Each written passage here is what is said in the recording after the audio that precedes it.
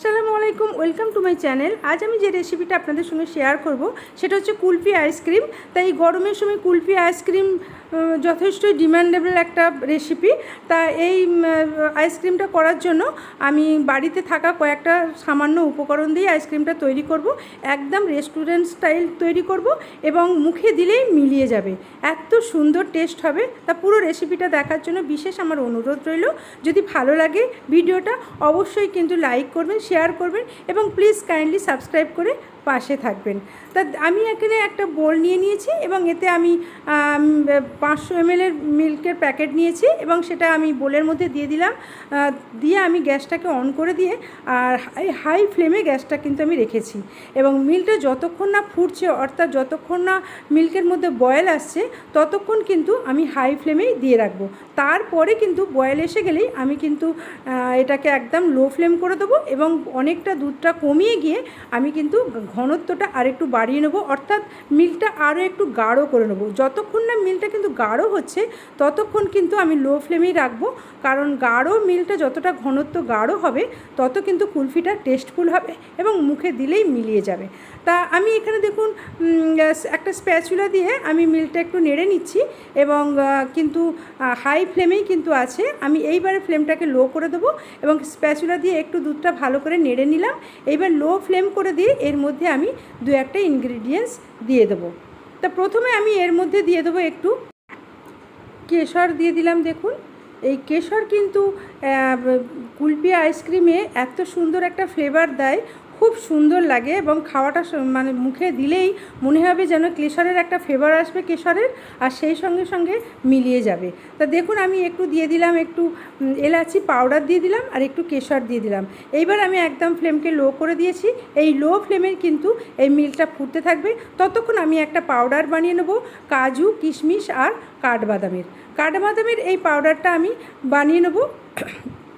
বানিয়ে নেবার পর এটাকেও আমি কিন্তু ওই মিল্কের মধ্যে দিয়ে দেবো। তাই এখানে দেখুন মিল্কটা কিন্তু একদম লো ফ্লেমে আমি রেখে দিয়েছি। আবার আমি মিল্কটাকে দেখাচ্ছি এবং আমার এলাচি পাউডার এবং কেশর দেওয়াই মিল্কটা আছে, এই জন্য কালারটা কেশরের কিন্তু কালারটা ছেড়ে দিয়েছে, যে মিল্কের যে সাদা ভাবটা সেটা কিন্তু একদম চলে গেছে, কেশরের কালার চলে এসছে। এইবার আমি এখানে একটা বাটি নিয়ে নিচ্ছি আর একটা গ্লাস নিয়ে নিচ্ছি। এতে আমি 1.5 চামচ করে আমি মিল্ক দিয়ে দিলাম। এবার এই গরম মিল্কের মধ্যে একটাতে আমি কাস্টার্ড পাউডার গুলে নেবো আর একটাতে আমি মিল্ক পাউডার গুলে নেবো। তো মিল্ক পাউডার এবং কাস্টার্ড পাউডার কিন্তু আমি একদম অল্প পরিমাণেই গুলে নেবো এবং কারণ আমার যে মিল্ক আমি 500 ml নিয়েছিলাম সেটা কিন্তু অনেকটা জাল দিয়ে অনেকটা কমে এসছে এবং ঘন হয়ে গেছে, যার ফলে বেশি কাস্টার্ড পাউডারও লাগবে না আর বেশি মিল্ক পাউডারও লাগবে না।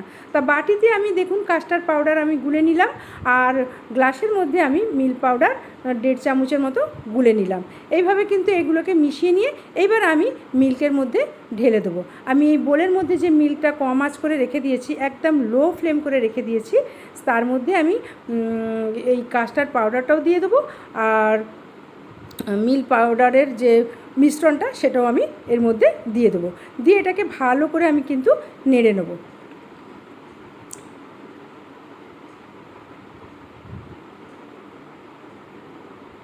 দেখুন কাস্টার্ড পাউডারটা আমি দিয়ে দিলাম এবং মিল্ক পাউডারটাও আমি দিয়ে দিলাম। দিয়ে এটাকে আমি আরেকটু ভালো করে স্প্যাচুলা দিয়ে নেড়ে দিলাম। এইবার আমি কিন্তু লো ফ্লেমেই কিন্তু গ্যাসটা কিন্তু আমি একদম ফ্লেমটা কিন্তু হাই করিনি, লো ফ্লেমেই রেখেছি। এইবার রেখে দিয়ে এবার এর মধ্যে আমি কাজু, কিশমিশ আর কাঠবাদামের যে একটা পাউডার তৈরি করেছি এবং পাউডারটা কিন্তু একদম মিহি পাউডার করিনি, একটু গোটা গোটাও আছে এর মধ্যে, তাই এই পাউডারটাও আমি এই মিল্কের মধ্যে দিয়ে দিলাম। সবগুলো এইবার আমি ভালো করে নেড়ে নিলাম। এখনও কিন্তু আমি সুগার দিইনি। এবার এইটা যদি আপনারা মনে করেন সুগার দেবার লাগবে না, এভাবেই আপনারা কুলফি খাবেন তাহলেও কিন্তু খাওয়া যাবে, এবং যদি মনে করেন সুগার একটু লাগবে তা পরিমাণ মতো যেরকম মিষ্টি খাবেন সেরকম এর মধ্যে সুগার মিশিয়ে দেবেন। তা আমি একটু সুগার দিয়ে দেবো এর মধ্যে। তা এখানে দেখুন আমি কম আঁচ করে রেখে দিয়ে ভালো করে নেড়ে নিলাম এবং ভালো করে মিশিয়ে নিলাম কাস্টার্ড পাউডার, মিল্ক পাউডার আর কাজু কিশমিশের যে পাউডারটা, সবগুলো আমি ভালো করে মিল্কের সঙ্গে মিশিয়ে নিলাম। নিয়ে আমি যে চিনিটা দিলাম এই চিনিটাকেও এবার আমি ভালো করে মিশিয়ে নেব। অর্থাৎ ফ্লেম একদম লো রেখে চিনি পাউডার সব ভালো করে মিল্কের সঙ্গে বারবার স্প্যাচুলা দিয়ে নেড়ে নেড়ে এটাকে কমপ্লিট ভালো করে মিশিয়ে নিতে হবে।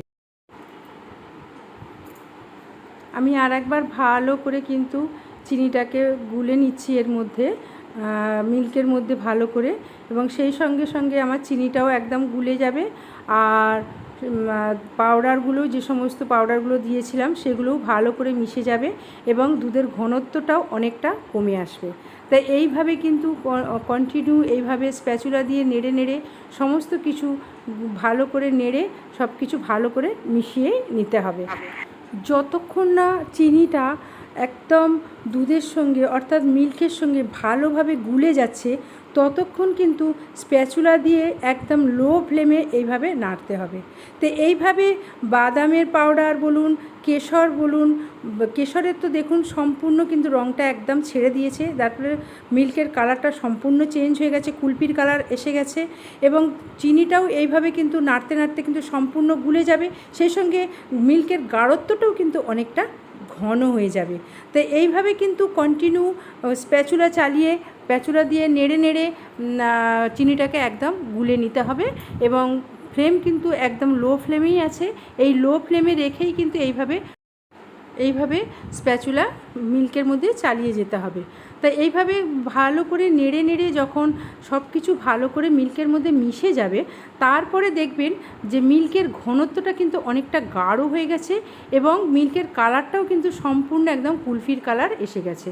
তা আমি ঘনত্বটা কতটা গাঢ় হয়েছে সেটা আমি আপনাদের একটু স্প্যাচুলা দিয়ে তুলে দেখিয়ে দিচ্ছি। তা তখন দেখালেই বুঝতে পারবেন যে এরকম যদি ঘনত্বটা আসে বা এরকম যদি গাঢ় হয়ে যায় তাহলে কিন্তু কুলফিটা মুখে দিলেই মিলিয়েও যাবে এবং টেস্ট প্রচণ্ড সুন্দর হবে। তা আমি আবার বলছি, তা চিনির পরিমাণটা আপনাদের টেস্ট মতোই দেবেন। তা কুলপিতে কিন্তু চিনির পরিমাণ একটু বেশি দিলেই ভালো হয়, কারণ এটা আবার আইসক্রিম হওয়ার পর অনেকটা কিন্তু কমে যায় মিষ্টিটা। তা দেখুন, এই দেখুন ঘনত্বটা আমি বারবার দেখিয়ে দিচ্ছি, দেখুন এরকম গাঢ় ঘনত্ব একটা এলে তখনই কিন্তু কুলপিটাকে একটু ঠান্ডা করে নিতে হবে। তা আমি একটু ঠান্ডা করতে দিয়েছি, সেই সঙ্গে আমি আইসক্রিমের মোল্ড নিয়ে নিয়েছি। এই মোল্ডের মধ্যে আমি কিন্তু আইসক্রিমগুলো সব ভরে নেব। তা কুলপি আইসক্রিমগুলো এবারে আমি একটা ছোট্ট কাপ দিয়ে তুলে তুলে এর মধ্যে সব ভরে দেবো। সম্পূর্ণ কিন্তু একদম ভর্তি করে, মোল্ড ভর্তি করে আমি দেবো না, একটু ফাঁকা রাখবো, কারণ এটা যখন আবার বসে যাবে তখন একটু আবার টাইট হয়ে যাবে, এবং এইটা একটু ফাঁকা রেখে রেখেই ভরে নিতে হবে। তা আমি দেখুন একটা ছোট্ট স্টিলের কাপ দিয়ে আমি এই মোল্ডগুলো ভরে নিচ্ছি। এখানে আমার 8 পিস আইসক্রিম এই মোল্ডের মধ্যে হবে, এবং যদি একটু বেশি হয়ে যায় বা এক্সট্রা একটু থেকে যায় আইসক্রিম অর্থাৎ কুলফি, তাহলে কিন্তু আমি এক্সট্রা আর একটা মোল্ড যে আছে তার মধ্যে আমি ভরে নেব। তো এখানে মোল্ডটা আমি কমপ্লিট ভরে নিলাম, নিয়ে একটা ফয়েল পেপার দিয়ে এটাকে মুড়ে দিলাম এবং আইস স্টিকগুলো দিয়ে এর মধ্যে গেঁথে দিলাম, আইস স্টিকগুলো এর মধ্যে সব গেঁথে দিলাম, দিয়ে এটাকে আমি এবার ডিপ ফ্রিজের মধ্যে করে দেবো। তারপর ডিপ ফ্রিজের মধ্যে করে দেওয়ার পর আইসক্রিমটা যখন কমপ্লিট বসে যাবে তারপর আমি আপনাদের সার্ভ করে দেখাবো। তা ডিপ ফ্রিজ থেকে আমি দেখুন আইসক্রিমের মোলটা বার করে নিয়েছি, এবং এটা আমি ফয়েল পেপারটা তুলে আপনাদের দেখাচ্ছি।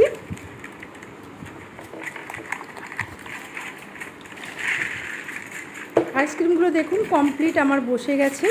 এইবার আমি এগুলোকে সার্ভ করে নেব। আর এক্সট্রা যে আইসক্রিমটা ছিল, কুলপিটা ছিল, সেটা আমি এই মোল্ডের মধ্যে দিয়ে দিয়েছি।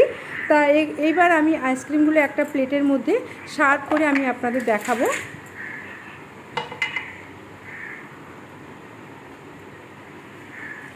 আমি মোল্ড থেকে আইসক্রিমগুলো একটা একটা করে তুলে নেব।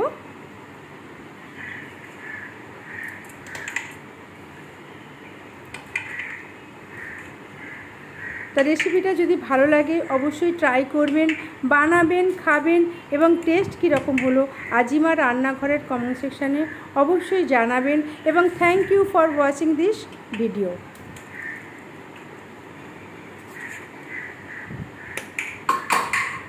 দেখুন আমি সব আইসক্রিমগুলো আমি কিন্তু একটা প্লেটের মধ্যে নিয়ে নিলাম সব কুলফিগুলো, এবং কুলফিগুলো আপনারা যদি স্পুন দিয়ে কেটে কেটেও খেতে পারেন, এতটাই সফট হয়েছে এবং মুখে মিলিয়ে যাবে এরকমই সফট হয়েছে।